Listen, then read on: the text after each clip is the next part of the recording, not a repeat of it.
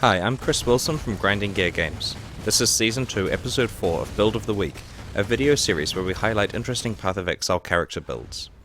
Today's episode is slightly different than normal. We aren't showcasing a build created by our community, but one that we've put together ourselves for people who are looking for ideas of what to run in our upcoming 2-week race. The event runs from May 10th to 24th US time, and is designed to raise money for the Child's Play charity. If you haven't heard of them, they are a gaming charity dedicated to improving the lives of children by providing toys and games to over 70 hospitals worldwide. Thanks to the generosity of some of our industry partners, we've also arranged a variety of awesome prizes to be given away randomly to competitors, such as Nvidia graphics cards, Razer mice and keyboards, and of course, piles of Path of Exile microtransactions. During the event, we will be offering an exclusive microtransaction, the Angelic Mask, with all of the proceeds going to the Child's Play charity. Once the event ends, the mask won't be available again. The race itself is a hardcore event with the properties of both the Ambush and Invasion challenge leagues. We've put considerable effort into rebalancing Invasion recently, so we feel that the event will be a lot of fun for everyone. Characters that die in the race are still eligible for prizes. If your character survives the race, then you can continue that character in the Invasion League afterwards.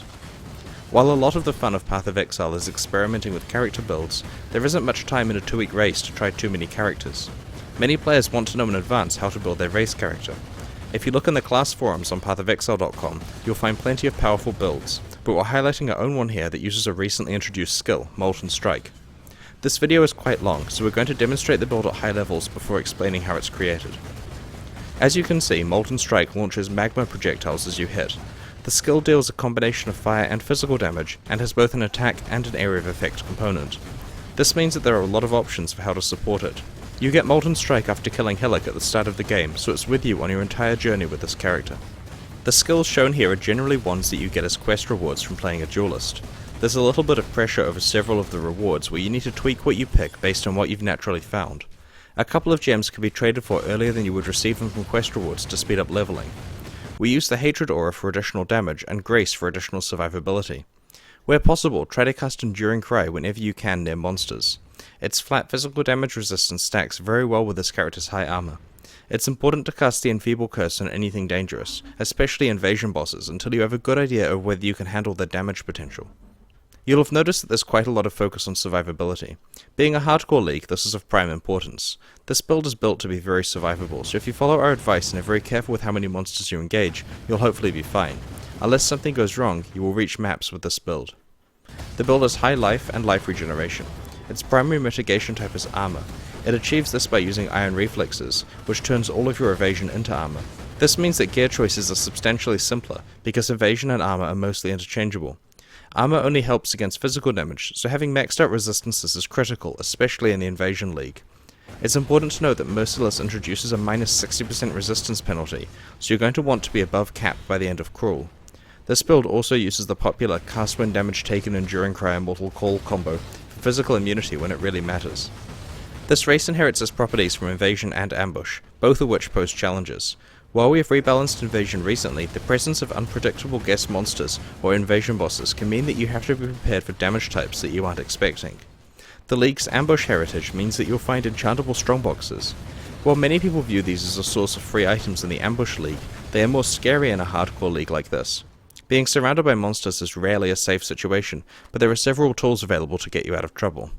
This character currently places a smoke mine prior to opening a strongbox, and then teleports out of the way as soon as the monsters appear, which gives you space to assess the situation and blinds the monsters for safety. It's also important to be aware what monsters are in the current area before deciding whether to open a strongbox. Some areas can have exploding squid, so being surrounded by a few packs of those can be deadly. While the rewards from strongboxes are substantial, you don't have to open each one. You may be able to con a party member into it. Flasks are a really important part of a character's build. Some players don't put enough emphasis on rolling good flasks, but they're critical in a hardcore league like this one. Pick up all superior flasks that you find so you can trade them at vendors for glassblowers baubles. Having high quality versions of your final flasks provides large benefits for only marginal effort.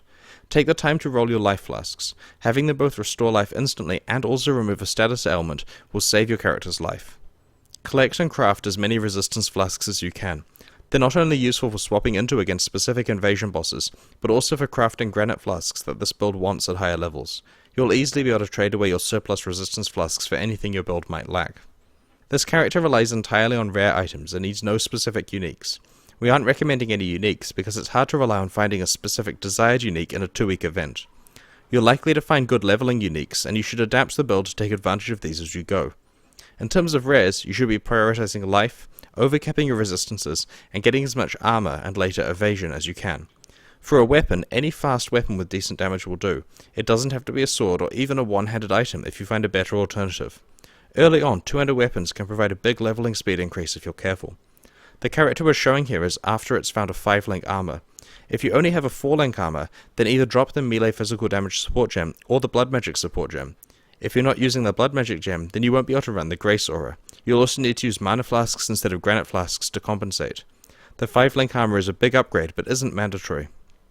In a similar vein, there are many key decisions you have to make as you level this character.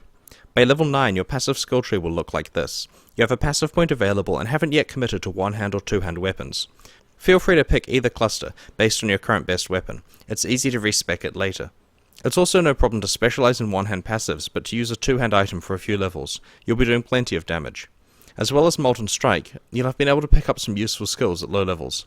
Fire Trap and Decoy Totem are really good quest rewards for area damage and survivability respectively. It's also really worthwhile to get the Quicksilver Flask quest reward from the Tidal Island. Level 17. You've committed to one hand and have grabbed these life nodes and the leather and steel notable, which allows you to use a body armor and shield without movement penalty. The decision is whether to travel to Iron Reflexes for survivability or Resolute Technique for damage next. You now have the Leap Slam skill available and are using a tower shield for its armor. Congratulations, level 35. You're now eligible to win any of the physical prizes we're awarding in the event. At this point, you've finished normal difficulty and are just starting cruel. On the passive tree, you've traveled to the Marauder area to get Resolute Technique. Accuracy and critical strikes are now both irrelevant to you. On the way, you've grabbed some decent notable passives. In order to use the skills easily while running the Hatred Aura, you had to allocate these 2 mana passives. You can unspec these points later when you have reduced mana or blood magic support gems. Because of the cruel resistance penalty, it's now important to prioritize resistances on items you're picking. Shields are a great place to find easy resistances. You should also start your collection of resistance flasks. Level 47. You've now allocated Iron Reflexes, which allows you to use evasion and armor gear interchangeably. You've traveled north to allocate the Berserking notable. You now need to decide between scooping up Marauder nodes such as Resistances, Life, and Life Regeneration, or heading up to the Templar area for Area of Effect, Weapon Elemental Damage, and Life. Your gear and resistances have continued to improve, especially due to finding or crafting rare dual resist rings. Level 60. You are now able to unspec the mana passives that you've been relying on. It's also worth grabbing 30 Dexterity if you plan to use the Grace Aura. There are some great notable passives in the Templar area that are worth allocating, such as Crusader, Discipline and Training, and Amplify. On the way to the Templar area, if you find yourself running into resistance problems, you can allocate Diamond Skin. At this point in your character's progress, you can return to the Merciless Tidal Island to get the Blood Magic Gem, so that you can run 2 auras. If you have a reduced mana gem available, you'll want to run Hatred and Grace. Otherwise, you probably want to use Hatred and whatever resistance aura is most useful to you. It's probably good to save the normal and cruel Siosa quest rewards until this choice needs to be made. The problem with running a 60-40 aura split is that you have 0 mana to use other skills like Leap Slam or Smoke Mine, unless you obtain blood magic gems for them too. We'd recommend the Hatred and Grace combo, as it is the most defensive and leaves a little mana left over for other skills, but it requires trading for or finding a reduced mana gem. At this level you may not have multi-strike yet. Run the melee physical damage support gem until you're able to get multi-strike from Merciless Siosa. At this point you've also taken off your mana flasks and are running granite flasks. Your collection of resistance flasks is improving. At level 72, your character looks like the early maps character we showed before. Your recent passive skill points have been spent over to the right on these life nodes and on some powerful nodes early in the Marauder tree. You've also dropped the dexterity node that you don't need anymore. It's worth picking additional endurance charges in the Templar and Duelist areas to improve Enduring Cry. After finishing Merciless difficulty and completing all of the relevant quest rewards, you've farmed Piety and the Archives for experience and the items required to prepare for maps. You've also used the vendor recipe to generate enough Glassblow's baubles to max out most of the quality on your flasks. There are several directions this character can be taken in the future. For increased survivability, you can cut up here and take the 4 life nodes that include Holy Strength. Elemental Adaptation is within easy reach. These 4 shield nodes on the left are very good. In terms of damage, if you want to commit to swords, you can get these good duelist passives, including Wicked Blade and Blade Master. Otherwise, cut through attack speed or near these life nodes and then work towards finesse and these damage nodes in the Ranger tree. You should consider these excellent nearby nodes such as Aspect of the Panther, Weapon Artistry, Precise Interception, and Fencing.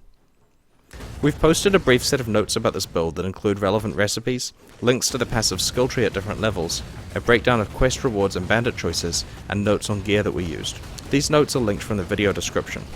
Hopefully this build works as well for you as it does for us. While it certainly could be improved with better items, it's a good starting build for a race like this, and will give you a decent character to use in the Invasion League once the race is over. Thanks for watching this video. We look forward to seeing you in the event this coming weekend. We're hoping to raise a lot of money for the Child's Play charity and look forward to seeing what other awesome builds players come up with in the event.